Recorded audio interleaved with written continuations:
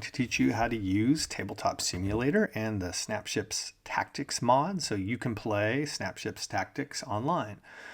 First thing you need is Tabletop Simulator itself. It's a Steam game, so you'll need to go to Steam and purchase it. It works on Mac or Windows.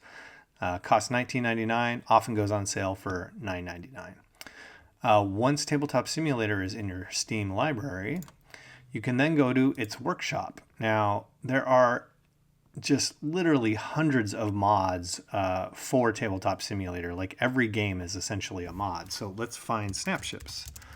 Just type it in the search bar and it pops up. Now to subscribe to a mod, you click on the little green plus and that'll actually add it to your Tabletop Simulator library. It'll keep the mod up to date. So every time I update the mod, you'll get the latest changes and you are ready to go and launch Tabletop Simulator. Now it works off a client server model. You can either join someone else's server that's already up and running or create your own. When you create it, if you're intending to play online with other people, you'll want to do multiplayer and you can learn how to do those options. I'm just going to go into a single player mod, which lets me kind of mess around with the game and play solo and do whatever I want. So it's created a room for me. I click on my mod to load it. And basically all the assets for the Snapships Tactics mod are going to be pulled in from an online server, and eventually they will all appear in front of you, ready to go. Now, let's go over some of the basics about Tabletop Simulator. It's meant to be a full 3D tabletop simulation. So all the pieces have physics. You can pick them up and move them around. You can roll dice and do all kinds of stuff. You maneuver the camera with AWSD, and then you use the mouse wheel to zoom in and zoom out. And you can use the right mouse button to pan the camera around, and that allows you to get down really nice and close so you can see exactly what's going on. Now, everything in Tabletop Simulator is either available to be picked up and manipulated, or it's locked down. And because Tactics is a tactics game where position is very important and we don't want things to bump around, there are a lot of elements like this playmat that are locked down on purpose. You can hover over any item though and just hit the L button to unlock it. So this reference sheet, for example, I can unlock it and move it around. And you're going to want to use locking and unlocking to make sure that your ships and other things and your cards don't move unless you want them to move. So that's a really important concept. For example, when you place terrain on the table, you're going to want to L to lock it down so that it can't be moved or dragged or bumped around. Now, the other concept that's important to know about Tabletop Simulator is that every object that you can manipulate, you can essentially copy, paste, delete, and clone it. So let's say that you want to have another saber. Well, you can just right click, hit clone, and boom, now you have another saber fighter on the map. You can use cloning with the cards. Let's say you want to run a build with double shotgun cards. Well, just clone the card and now you have another copy of it. Anything can be dragged and band selected, and then you can right click and delete extra copies. One important thing though is if you delete the last copy of a card or an object, it can be really hard to get it back because the undo button is very buggy in Tabletop Simulator and can have all kinds of nasty side effects on your game. So I don't recommend using it if you can avoid it at all. But using lock, unlock, and delete, you can, declutter your play space if you want, like maybe some of the initial things you don't need anymore, so you can just get rid of them. Rolling dice. You can band select dice. It'll actually sum them for you, which is nice, but it doesn't know how to deal with a crit or a blank, so just be aware of that. When you have a bunch of objects selected, if you hit the R button, and you can tap it a bunch of times, you can roll those items and highlight them to see exactly what they rolled. We have another way of rolling dice in Snapships Tactics. We have a nice little dice roller mod here. You can pick it up and drag it. And when you click it, it'll actually spawn some dice, roll them, display their results on screen temporarily, and then you can examine them and do whatever you want, re-roll them or whatever. You can also feel free to delete this because the next time you click it, it'll just spawn new dice that are rolled. And they're also scaled up a little bit so you can see them. And on that note, any object you can also hover over and hit the plus key to just scale it up. Now, Tactics is a tactical game where spacing and size and scale is very important. So make sure you don't do that with range rulers or the bases or the ships or the terrain or any of that stuff. Let's talk about cards real quick. So cards, once they're highlit or you're hovering over them, you can hit the F key to flip them over. That's obviously very important if you get critically hit in Snapships Tactics. If a card is locked down, you can't move it and you can't flip it. So you'll need to unlock a card in order to be able to flip it. A lot of the cards will stack together into groups. You can see here there are 7 Lance cards together. Now you can drag them one at a time to look at them individually, but another kind of cool shortcut is you can right click and say search, and it'll pop up a sidebar where you can see all the cards that are in this sort of pile, and you can grab one and drag it out. That's just another way to look through a big stack of cards and find the card that you want. Earlier, I talked a bit about terrain. One thing to note with the mod is the mod doesn't support a double-sided terrain. The terrain's the same on each side, but obviously when you play Tactics in real life, the terrains are different on the front and the back side. So that's represented here by them being in pairs. So there's a tile 4A, which is the ice cloud, and on the back is tile 4B. So just make sure that when you're playing with terrain, you shouldn't use 2 of the same number because that would be impossible to actually do in the physical game. Like I mentioned before, make sure that you lock your terrain down once you get it into position. And let's talk a little bit about positioning things.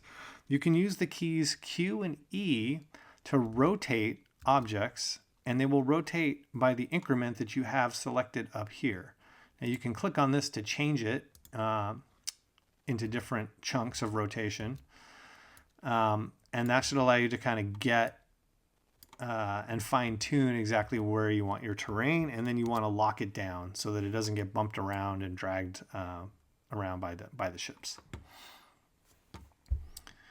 All right, let's talk about setting up a ship. The way the game is, or the mod is set up, is that there's a saber ship that's bound to this set of cards and a scarab ship set up as examples and ready to go over here.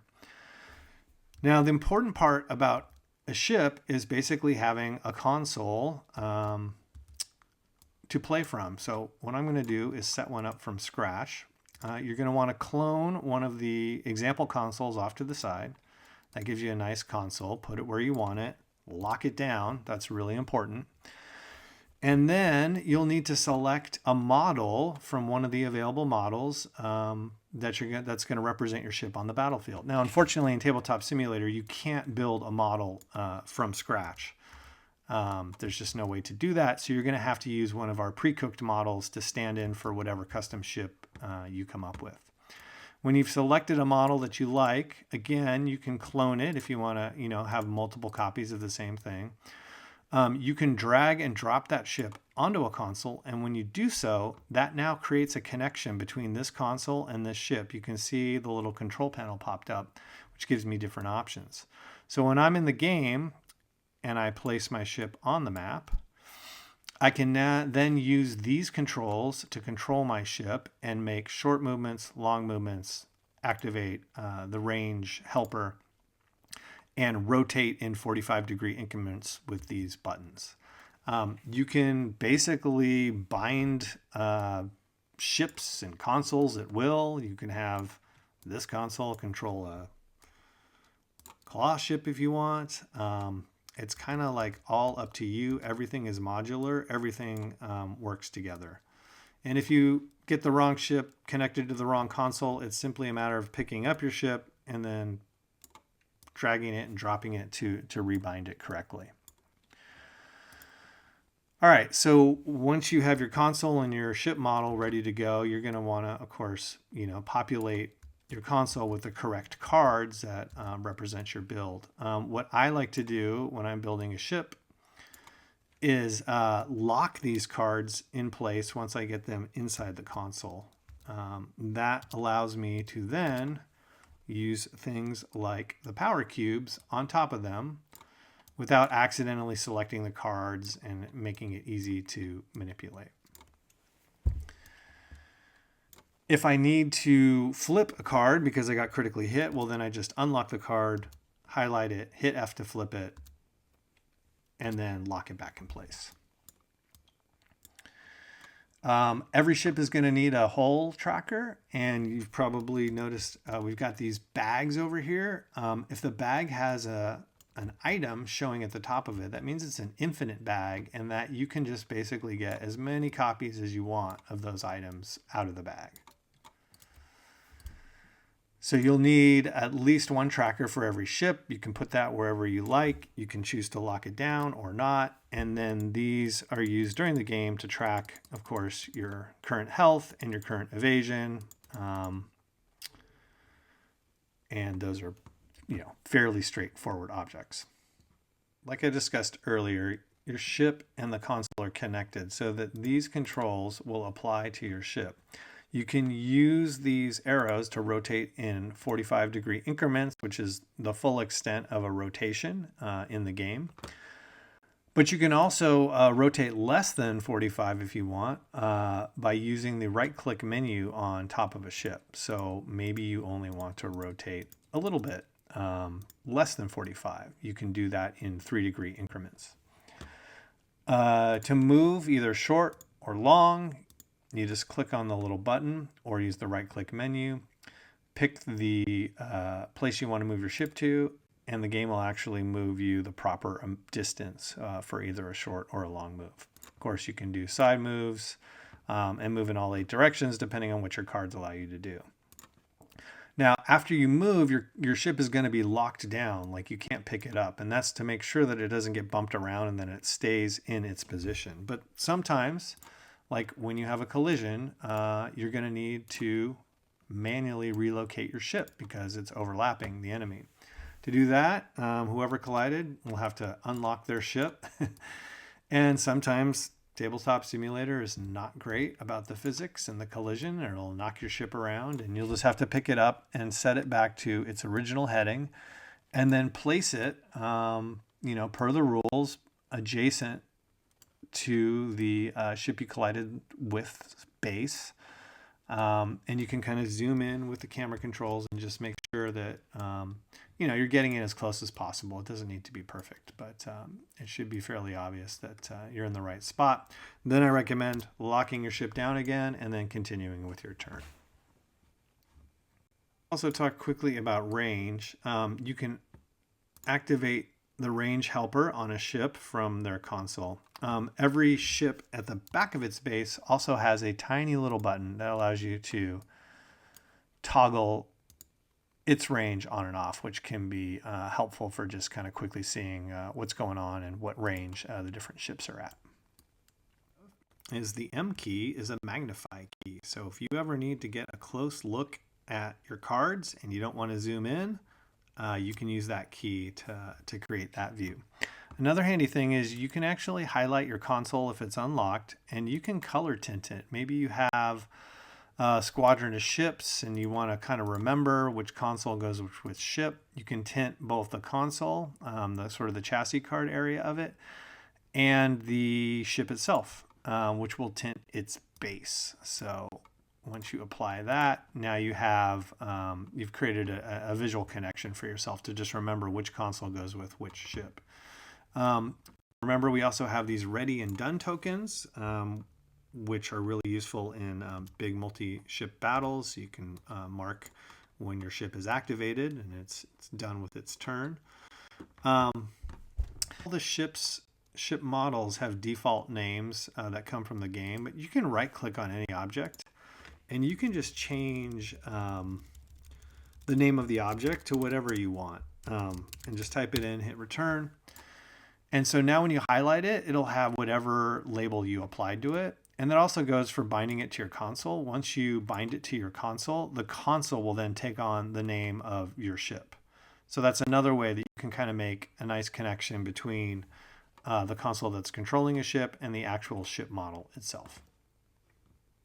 And now I want to talk a little bit about squad building, because one of the things you can do with the TTS mod is you can load it up in solo mode, kind of like I did here, and you can lay out your squadron and build all your ships and get them all set up and ready to go. Like I have here a lance and a saber ready to go. Now, to do this next trick, I recommend not having any of your cards locked. So my console is unlocked and my cards are unlocked. That will allow me to band select all of them. So if I select everything in my squadron that I want to be a part of my squadron, let me get rid of these heat cubes out of the way. So all the stuff that I've got selected here, I can now right click on it and say save object. And it's basically going to stash all the things I've selected into a save file that then I can recall into someone else's server at any future point. So I'm going to save this and I'm just going to call this my squadron. Okay, so that is saved in my saved objects folder. Now to get back to it, I go up here to the objects menu, click on saved objects, and it's going to show all the files and little parts and pieces that I have saved off, and you can see my squadron is there. If I drag my squadron back onto the playmat, boom, I've now just brought into a game or to anyone's server all the ships and squads and stuff that I had previously stashed off. So then you can put this where you want, you can lock it down and kind of get going into your game faster because you don't have to build all your ships and your consoles and your setup from scratch. You can basically build them offline, get them ready to go, and then bring them into anyone's server at any time. That is one of the cool aspects of Tabletop Simulator. One thing to note, you do have access to different playmat images from this little widget over here, and you can also change the size of the battle space to 3x6. You'll need to change the graphic to get it to do that, but it will expand, and now you have a big mat, and you can play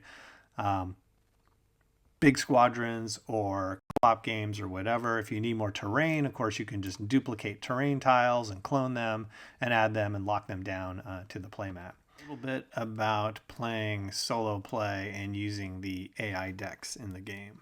So the AI decks are over here. Currently we have 6 available to try out. So for each AI ship that you want to field, you're going to need its deck. You can drag that over. I'm just going to put it on the playmat. You're going to need a model. You have to clone one and use that to represent the ship. You're going to need a health tracker. And then what I like to do is just use these little AI consoles down here, one per ship, to basically just help organize the cards so I know what's going on. So I don't actually usually bind an AI ship to a large console. You can do that if you want to, but since you can control, the AI ship from the right-click menu, I find that to be a little bit easier to manage. So in the game, when it's the AI ship's turn, you'll have your deck of cards here. You can highlight the cards and hit the roll button, R, to, oops, I actually rolled the saber too. To shuffle the cards, you can draw an AI card, flip it over, and drop it into this console. Now, the reason I use this special console is because when you are processing the AI's turn, you can use these little markers that have nice snaps that will allow you to keep track of which actions the AI ship has actually done. So let's say it makes an anti-missile roll. Well, you can mark that as completed, and then you can go back to the top and process down the list and, mark the AI actions as the AI ship does them, and basically process its whole turn that way. So I like to do, one console, one deck per ship. If you want to, fight multiple sabers, of course, you can just clone this deck, clone this console, clone this hull and evasion tracker, and have as many as you want. And of course, you can, rename and color tint the ships so it'll, help you keep track of them on the battlefield.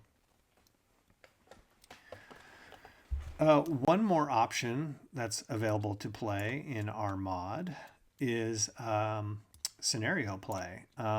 We just released a scenario designed by Micah Shiflett online to all Snapships fans with a printable rule book. And we've got it basically recreated inside the mod as well. So you can try it out in Tabletop Simulator if you want to. The scenario is called 310 to Ymar. And it uses this giant train object on a 3x6 mat. The train is kind of like any other ship. You can right click it to, make it move and do what it needs to do. It only has a range marker for the front of the ship. So if you need to measure weapons from the back of the ship, you're going to have to use the range rulers and to measure that stuff out. In terms of the rules and some tips and tricks for playing the scenario, inside this bag are the components. You can drag them out. There's a little sort of cheat sheet that tells you how to use the train in the mod. And then the entire rulebook PDF is in there as well. So just like the regular rulebook, you can actually right click on this and select pop out. And that'll put it straight up into your screen so you can read the rule book more easily. You can jump through pages, learn how to play the scenario and all the rules. And then when you're done, you can either stash it off the table or put it back in the bag or whatever. So that is our custom scenario. And it can be played solo, it can be played co-op, or it can be played in a team versus team mode, which is pretty crazy. All right, so I think that concludes our tour of Tabletop Simulator. If you have any questions, please jump into the Discord and fire them away.